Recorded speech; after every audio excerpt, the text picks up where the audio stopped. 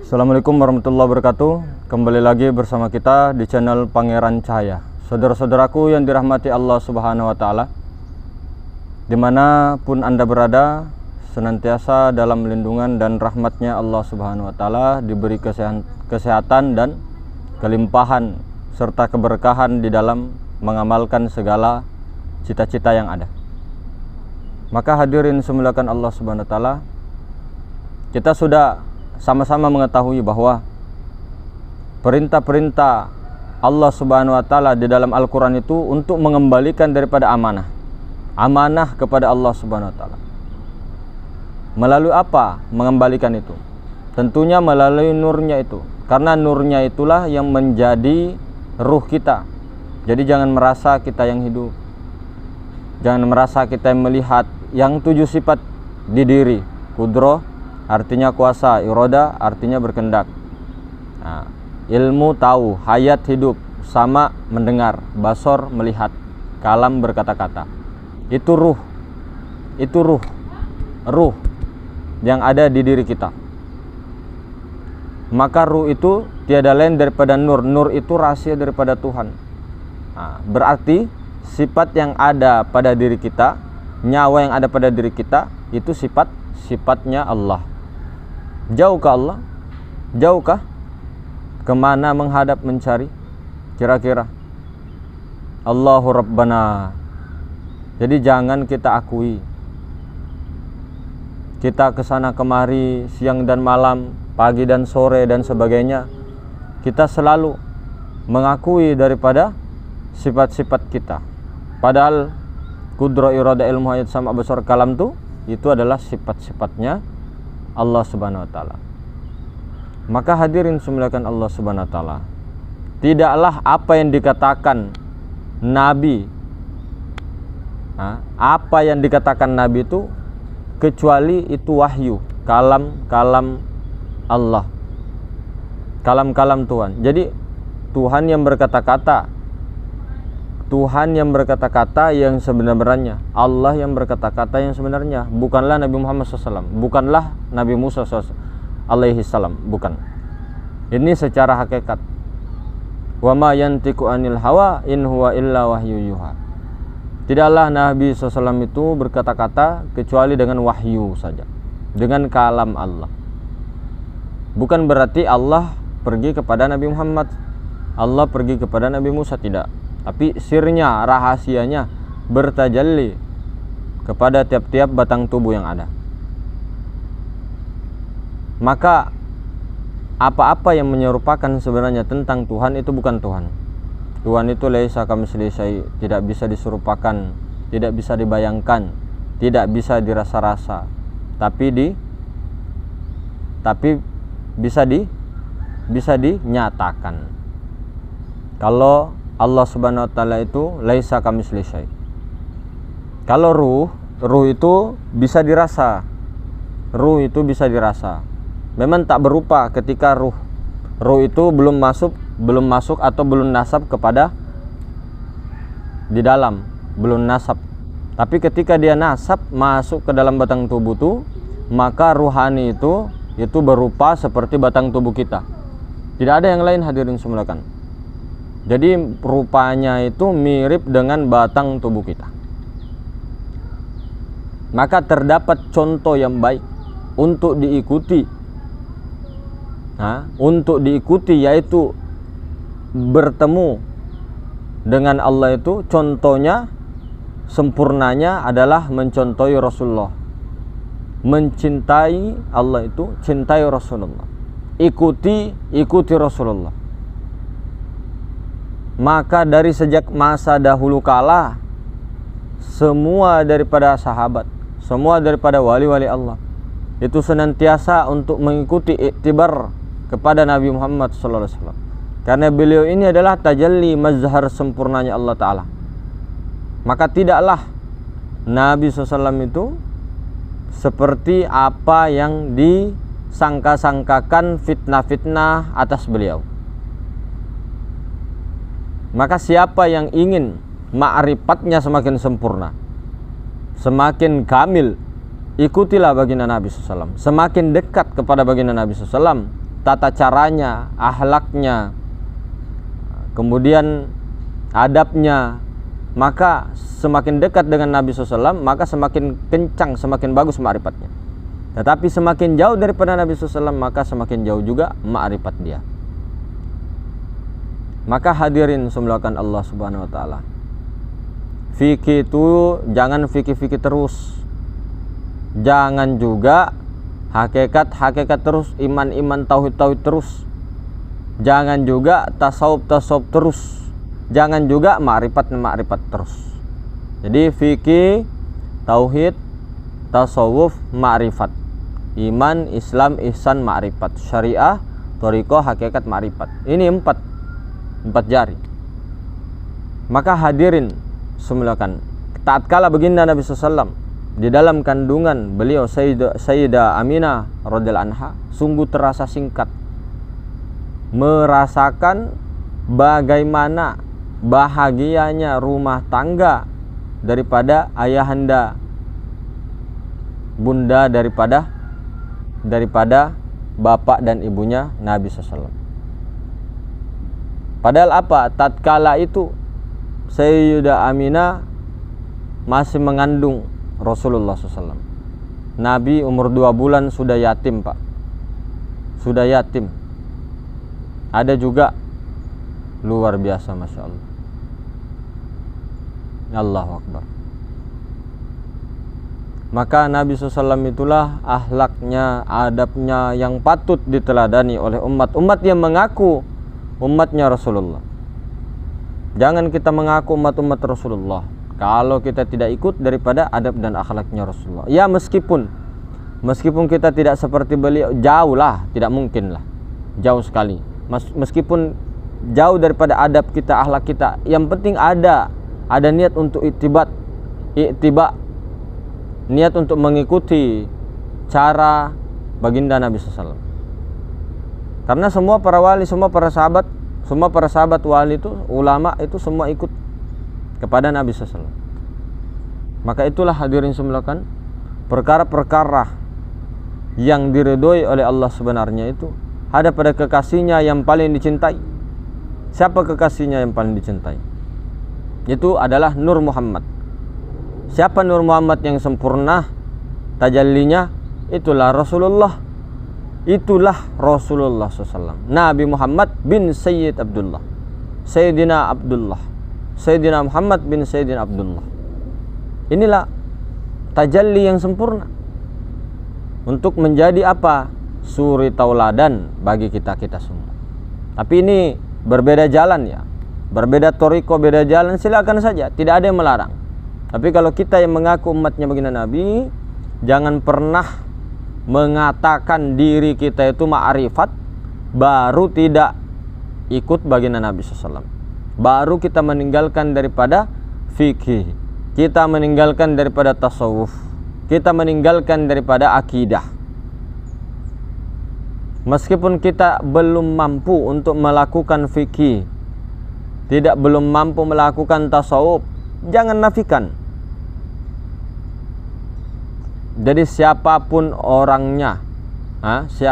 orangnya di muka bumi ini, wajar-wajar saja ketika itu ada ujiannya. Kelihatannya ada ujian, tapi itu sebenarnya kenikmatan. Itu lihatlah Sayyidah Aminah, pemimpin umat soleha, wanita soleha, tapi tetap juga diuji oleh Allah Subhanahu wa taala. Kenapa? Satu, dunia ini tempat ujian. Yang taatkah, yang tidakkah, tetap melewati ujian. Mustahil kita terlewati daripada ujian. Mustahil, Pak. Mau kemana, Pak? Mau kemana? Alam apa? Mau ke alam sebelah? Alam sebelah? Ya pokoknya yang namanya di alam dunia ini pasti ya ada saja namanya ujian. Maka siapa yang lebih baik amalannya, bukan yang lebih banyak amalannya, tapi yang lebih bagus amalannya. Ayyukum ahsanu amala. siapa yang lebih bagus amalannya. Bukan yang paling banyak, yang paling bagus, yang paling bagus. Kemudian yang kedua, menyatakan apakah betul-betul kita ini memandang kepada makhluk atau kepada Allah. Apakah kita kuat untuk menyatakan keimanan kita kepada Allah, keimanan kepada Rasulullah, baru tidak diuji. Ini secara syariat ya, secara ma'rifat tuh tidak ada sebenarnya ujian tuh. Nikmat semua sebenarnya itu. Cuma memang secara syariat ada namanya syariat, ada namanya hakikat. Seperti itulah, macam-macam lah. Maka hadirin semulakan Allah Subhanahu wa taala, dan di mana kita semua tuh harus mengikuti ulama-ulama Warasatul Anbiya. Al-Warasatul Anbiya itu ikut sama siapa? Ikut tabi'ut tabi'in. Tabi'ut tabi'in ikut sama siapa? Ikut sama tabi'in. Tabi'in ikut sama siapa? Sahabat. Sahabat ikut sama siapa? Baginda Nabi SAW. Maka inilah jalan-jalan yang lurus secara syariat, secara thariqah, secara hakikat, secara ma'rifat. Jadi kalau kita tidak ikut daripada beliau-beliau ini, rugi kita. Rugi, karena kenapa? Mereka-mereka ini sudah melewati jalan-jalan yang berbatu, jalan-jalan yang naik turun, berlika-liku, yang terjal, yang licin dan sebagainya. Beliau-beliau sudah membersihkan jalan-jalan itu. Tinggal kita ikuti saja. Tidak kita lagi melintas alam. Tidak melintas alam, akhirnya tidak tahu tersesat kah tidak, wallahu alam bisawab. Dan tidak ada yang mentahkik kita tersesatnya apa tidaknya di dalam hutan, di dalam perjalanan tersebut. Apalagi ketika kita tidak mentahkik, kita merasa paling benar, merasa paling tua, merasa paling banyak ilmu, merasa paling hebat, merasa paling wow gitu. Tidak mentahkiknya kepada orang-orang yang alim dalam bidangnya, dalam syariat ya, dalam hakikatnya ya Allah Ta'ala juga. Itu ada ego-ego spiritual, ego-ego spiritual. Jadi di mana keegoan itulah yang mengatasnamakan keakuan diri. Inilah yang mengganggu, inilah yang mengganggu kita semua di dalam perjalanan-perjalanan spiritual. Maka para pejalan-pejalan spiritual, para pelaku-pelaku spiritual ini perlunya bimbingan. Bimbingan lebih dahulu, lebih mantapnya. Kalau tidak mau bimbingan, tidak usah. Tidak ada paksaan kok. Mau bimbingan kah, mau tidak kah. Yang membimbing juga harus punya bimbingan dulu. Yang lebih dahulunya kemana? Bimbingannya dari mana, dari mana, dari mana? Kalau orang bilang, oh saya secara hakikat, oke. Ada memang langsung dibimbing jazbah, jalur jazbah dia. Tapi jalur jazbah ini tidak boleh mengajar sebenarnya. Memang begitu peraturannya di dalam ilmu tasawuf sebenarnya. Tapi kalau mau mengajar silakan saja. Karena dia ini orang-orang Jabariyah yang mengatakan semua hakikatnya adalah Allah.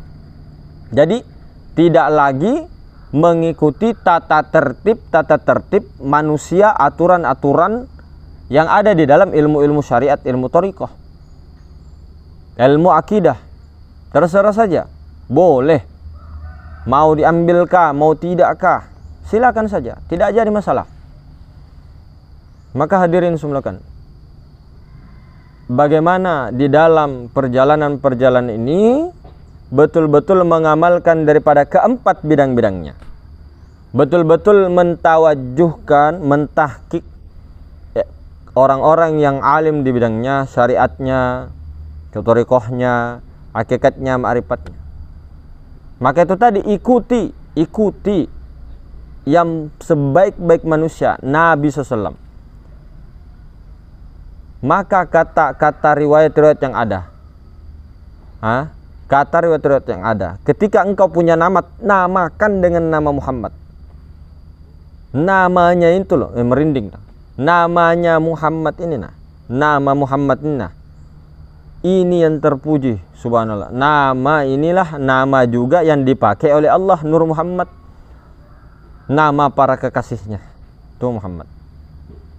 Maka hadirin semulakan, bagaimana orang-orang yang mengikut ittiba kepada Nabi SAW, Bacalah kisah-kisahnya beliau secara syariatnya. Luar biasa. Bahkan beliau itu tidak keluar daripada rahim ibunya. Bukan berarti disesar, tidak seperti kita, ada yang disesar, enggak. Antara pusar dengan kemaluan di atas, beliau keluar dari situ. Beliau tidak keluar dari kelamin. Tapi alhamdulillah, hampir mirip-mirip sesar, bukan mirip, tapi hampir caranya dari perutnya, bukan dari sini. Bukan dari kemaluan, tapi dari perut. Bukan dibelah seperti itu, seperti sesar, tidak, agak beda, langsung keluar. Nah, maka hadirin semulakan, bagaimana empat ininya perlulah kita pegang. Perbaiki juga syariat pelan-pelan. Thariqahnya juga, amalan-amalan hatinya jangan ditinggal. Zikir-zikirnya, salawatnya untuk menenangkan hati, menenangkan kalbu, jangan ditinggal. Hakikatnya, tauhidnya jangan ditinggal. Tetap saja selalu membahas, selalu membicarakan tentang sifat 20, tentang iman, tentang zat sifat, itu aja terus. Dibicarakan, maka menancap ke dalam kalbu kita. Ini sesuatu yang dibicarakan. Ketika kita membicarakan setiap hari dunia, pekerjaan, buah-buahan dan sebagainya, maka itu yang akan nanti datang di dalam pikiran kita dan perasaan kita, timbul dengan sendirinya. Ikan, kambing. Begitu takutnya ketika sudah terbiasa seperti itu. Menjelang ajal, disuruh talqin la ilaha illallah, dia bilang kambing. Dia bilang uang. Dia bilang janda pirang. Nah, karena itu yang terus dibahas. Itu yang tiap hari kita bahas. Boleh bercanda seperti apa, tapi di dalam kesadaran yang pernah dipelajari, yang pernah kita leburkan pikiran kita, perasaan kita diam sediam-diamnya, melebur kepada zat mutlak yang maha suci.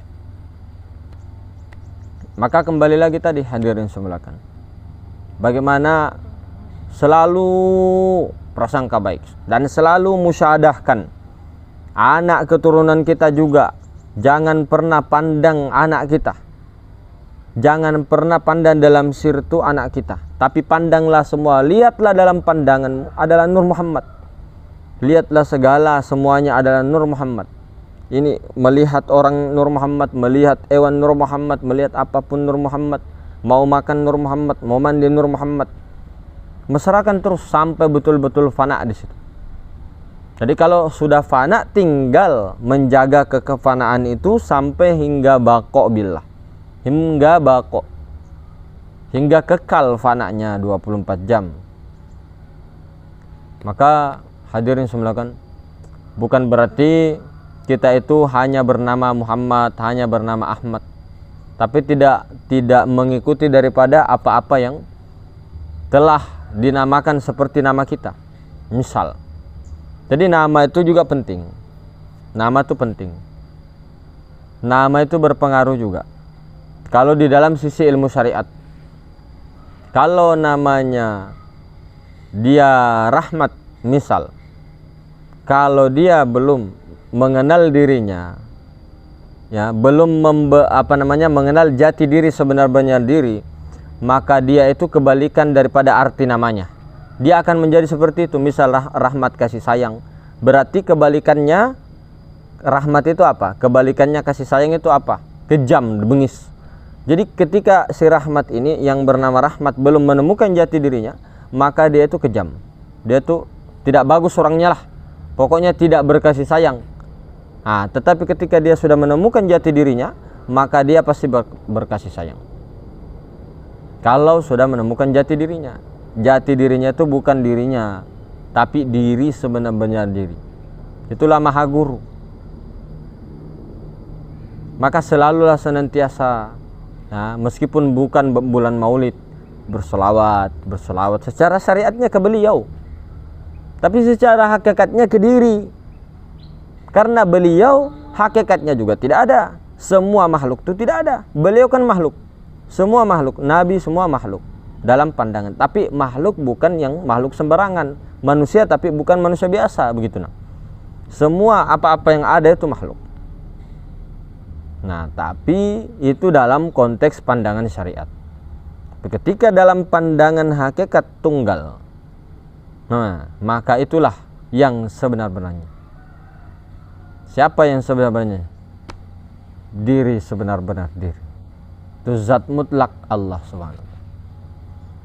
Maka hadirin semulakan, bagaimana kita semua dalam mempelajari ilmu ma'rifat itu senantiasa memesrakan syariatnya, thariqahnya, hakikatnya, ma'rifatnya. Jangan juga kita selalu saling berpecah belah. Berfikirlah, bertasawuflah, berakidahlah, berma'rifatlah. Pakailah semua-semuanya.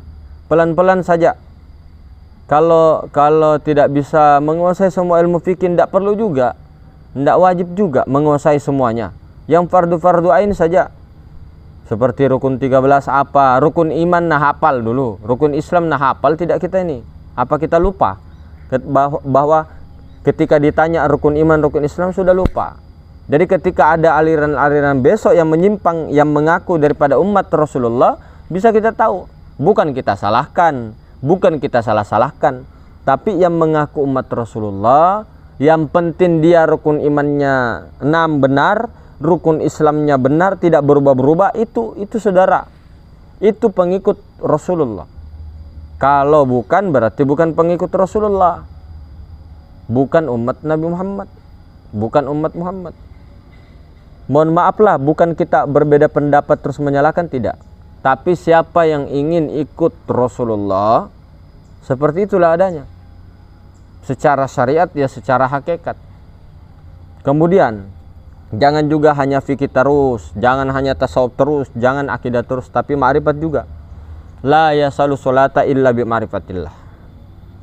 Tidak ada solat kecuali tidak ma'rifatullah. Siapa itu Allah, siapa Ahmad, siapa Muhammad, siapa Adam. Nah, maka inilah yang bagaimana betul-betul, bukanlah dilihat daripada keturunannya, bukan dilihat daripada wajahnya, bukan daripada apanya, tapi dilihat daripada apa-apa yang ada pada kolbu dan perbuatan-perbuatan yang ada pada adab dan akhlaknya. Maka hadirin semulakan, ya mudah-mudahan kita semua tetap senantiasa diberikan anugerah, diberi keberkahan atas dengan adanya tajalli yang sempurna, mazhar yang sempurna, mulai daripada zat sifat asma dan af'al.